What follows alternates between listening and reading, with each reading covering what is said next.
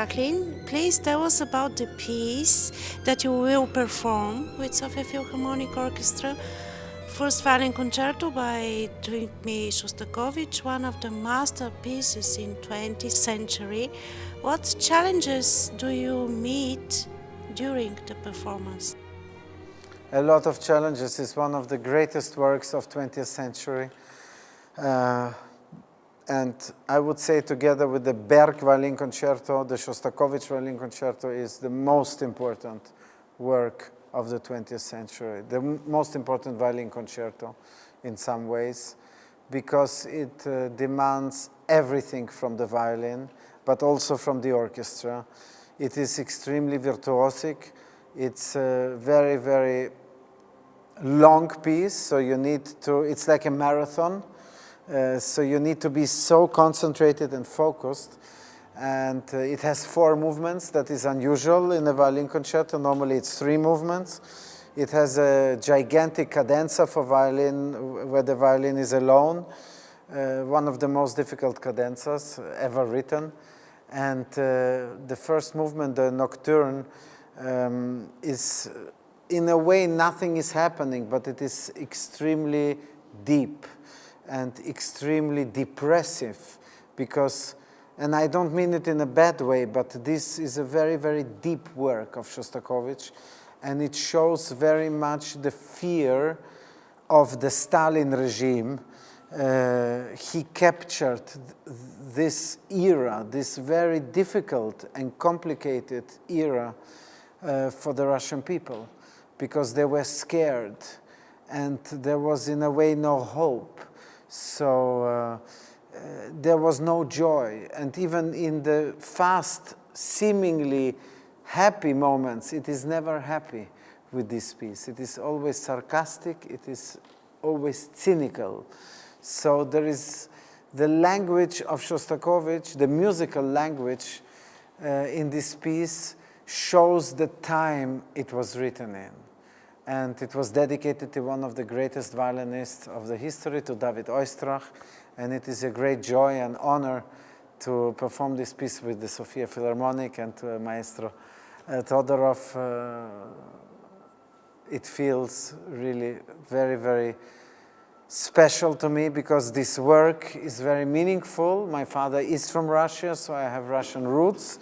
And I have still had the luck to work a lot with the great cellist Mstislav Rostropovich, who was very, very close friend of Shostakovich.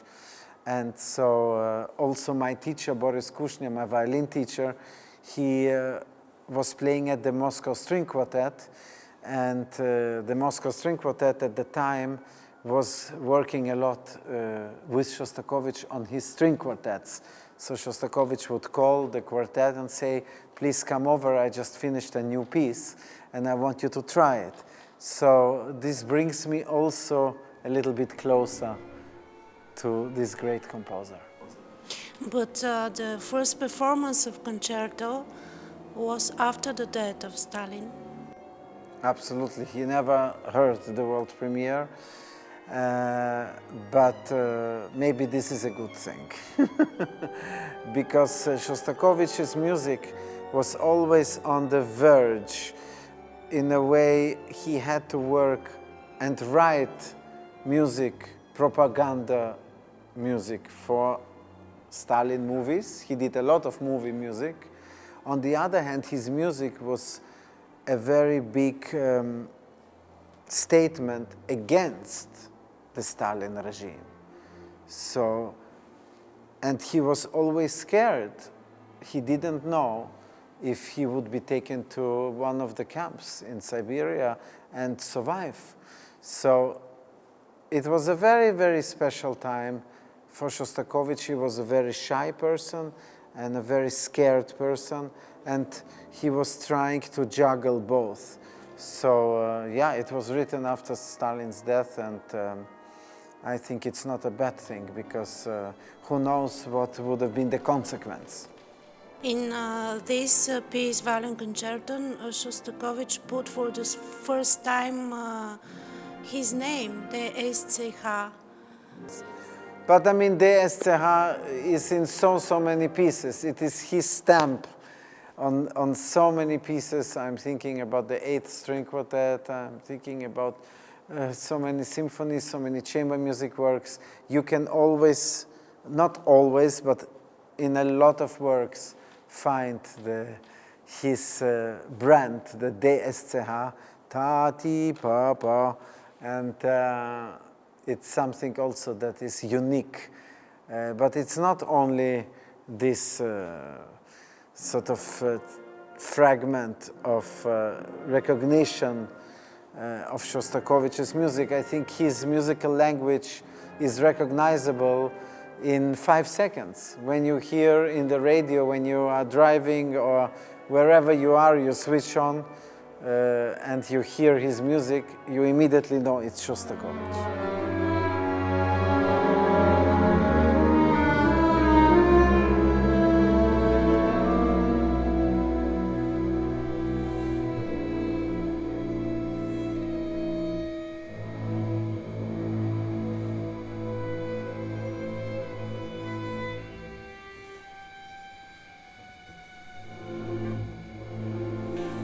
And how long have you known Maestro Тодоров? Quite a few years now. It's a very special musical relationship, but also friendship now.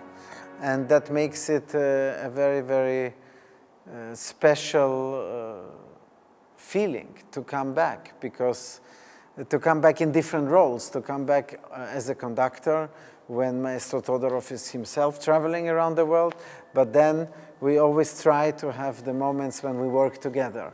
And of course with the orchestra, every time I come, it brings the orchestra closer to me, and it brings hopefully me closer to the orchestra. And it's so wonderful to see that every visit we grow more and more together as a unity, and more it feels like returning to a family. And what constitutes a good live performance, in your opinion? What is your approach to performing on stage? And do you have a formula for success?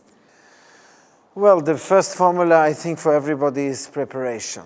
Preparation, like when you are in the kitchen, when you are cooking. You need a lot of hours to cut the onions, to cut the tomatoes, the carrots, the ingredients, whatever you cook. In the beginning, it's not so much fun because you need to do the dry work. So we need to analyze the score, we need to really understand the structure of the piece. So it's a lot of dry work. And preparation is really the main ingredient. But then you have the recipe.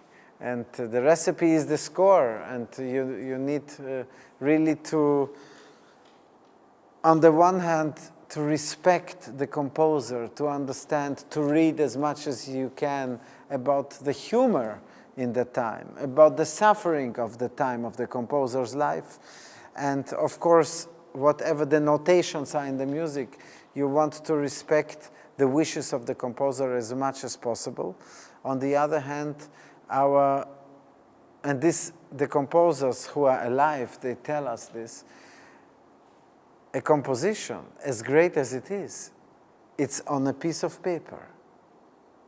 It's funny notations, not for us, not funny, but if you look at it, it's some weird language, just notes written on a piece of paper. And the composers who are alive, they tell us, it's dead. It's just on the paper, and we need the artists, the musicians, to bring it to life. So it is a very fine balance between respecting what is written on the music, but then when you start performing it, to put your own personality, your own life experience, and your own emotions, your own experiences into this music, and to create in the concert a certain energy and symbiosis between what is happening on stage, so with the musicians on stage, and with the composer, who is often not amongst us anymore. And then, equally importantly, with the audience. And if you can hypnotize the audience, and if you can find this energy that you cannot explain with words, because music is an abstract art, and if all of these elements melt together into one moment, then I think you can say afterwards, this was a fulfilling performance. When the people come out and maybe still remember this performance the next day, the next week, maybe even the next month, you never know. But if it doesn't go in and out the ears and they say, it was nice, but I already forgot what it was. So this is, I think, a very important element for us. It is to convey a certain feeling and emotion, and we dedicate our whole life to serve the music, to serve the great composers, the creators of the music, but then to really give everything what we have for the public, for the people. Do you have a favorite composer who is closest to your heart, a work that you are always ready to play? It's a very difficult question with the favorite composers. Maybe the best answer would be my favorite composer today is Shostakovich, but my next project, if it's Brahms, then it will be Brahms, and if I play Mozart, it will be Mozart. But if you really insist, my two favorite composers are Bach and Mozart, if you insist. But then I have a very bad conscience in front of Schubert, in front of Beethoven, in front of all the other great. What about Gustav Mahler, and what about all these, unbelievable Schumann, Mendelssohn, Tchaikovsky, Stravinsky, Prokofiev? I mean, they are all geniuses in their own way. And I also have a very, very special connection to Krzysztof Penderecki. Please tell us about your instrument and how do you achieve this unique sound of your instrument?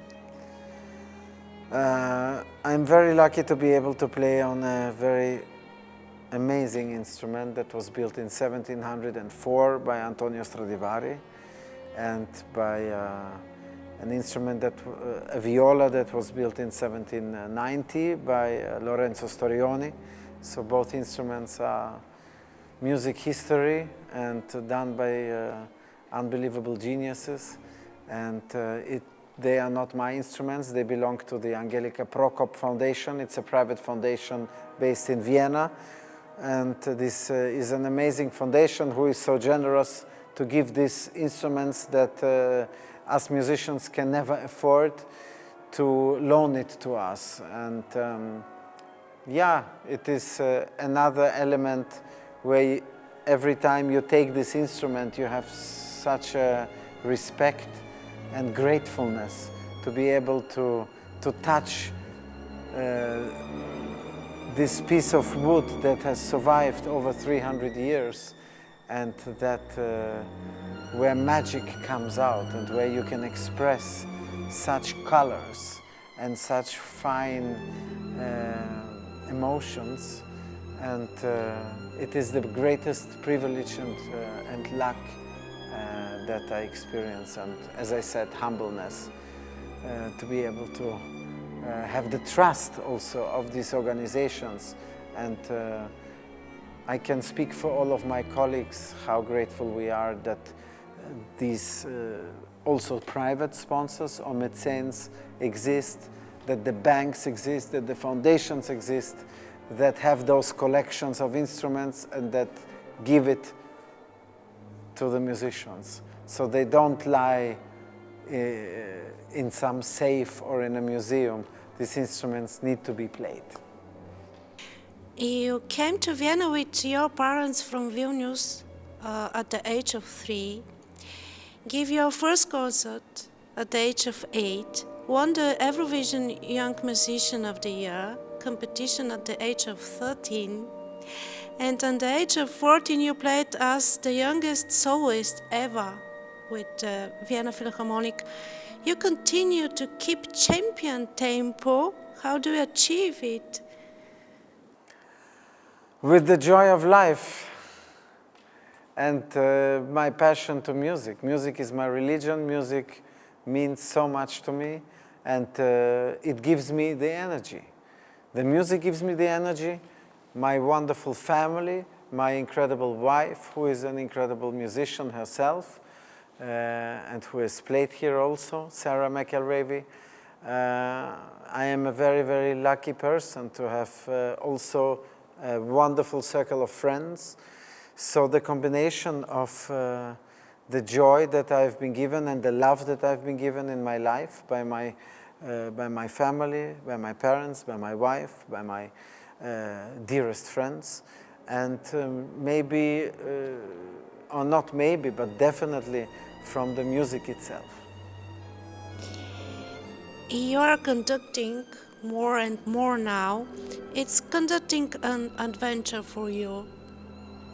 Conducting is a very important, has become unexpectedly a very important element in my life.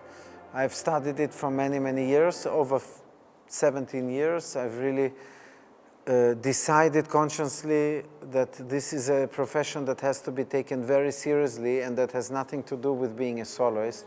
So I started taking lessons many years ago now, and I've been guided by my mother, Sophia Rachlin, but then later on by the great maestro Maris Jansons, and until today by Daniele Gatti, the great Italian conductor, and many more wonderful conductors that are helping me when I have questions.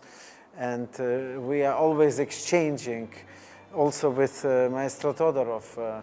We always exchange our experiences and how do you do this, what do you think about this. It's a lifetime of learning and of discovering, and conducting is taking now most of my time, but still the violin and the viola, they're very, very dear to me, and I focus maybe when I say 35% of my concerts are on the violin or viola, and 65% of my concerts are conducting, so the weight has shifted, but these 35% are very, very important, and maybe even more special than they ever were, because I was always a violinist, and the people knew me as a violinist. So of course the violin is like the tennis racket for a tennis player, or it's like a child. It's like my extended arm, both arms, the bow and the violin. It's something that will always be closest to me and part of me.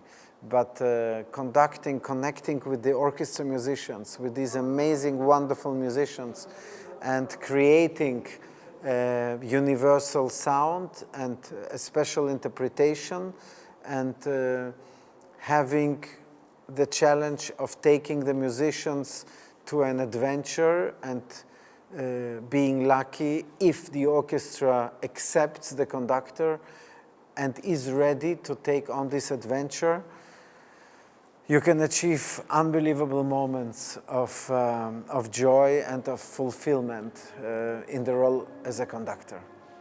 Are you happy person? I think my mother says I was born on a Sunday. I don't know you. And she says you're a sunny Sunday child. And yes, in general, doesn't matter which day you are born. But I consider myself as a very positive person. So even when there is difficult moments that every human has in their lives, I always, after a certain time, I always try to find the positive.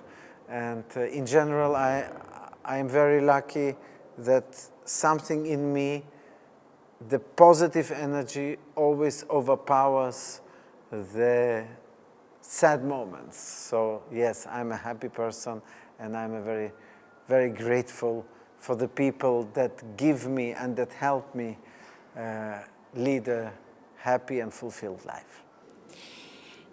If you had to describe your character with musical term, who would it be? It's passionate and energetic and romantic. Thank you, maestro. Thank you very much.